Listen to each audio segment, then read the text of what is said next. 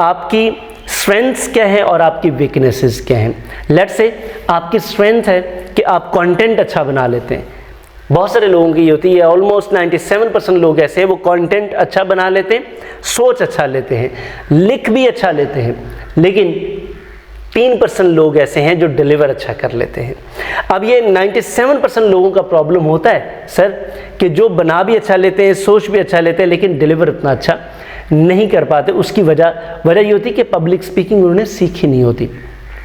तो अभी आपने ये लिखना है कि आपकी स्ट्रेंथ क्या है, जो चीज़ आप अच्छी कर लेते हैं, और फिर आपने लिखना है आपकी वीकनेस क्या है। लेट्स से जब आप 5-7 लोग हैं तो उनके सामने तो आप सही गुफ्तगू कर लेते हैं, लेकिन जब लोग 40-50-100 हो जाते हैं तो वो सरदार साहब वाला मामला हो जाता है। जैसे वो एक सिख की प्रेजेंटेशन थी या उसने एड्रेस करना था, तो प्रैक्टिस करता रहा 8-10 दिन, 15 दिन, 20 दिन, और वो खेतों में जाता, गोभी के फूल सामने होते, उनको सामने रख के वो गुफ्तगू करता, उनको बताता, लंबी लंबी बातें, मिसालें सुनाता।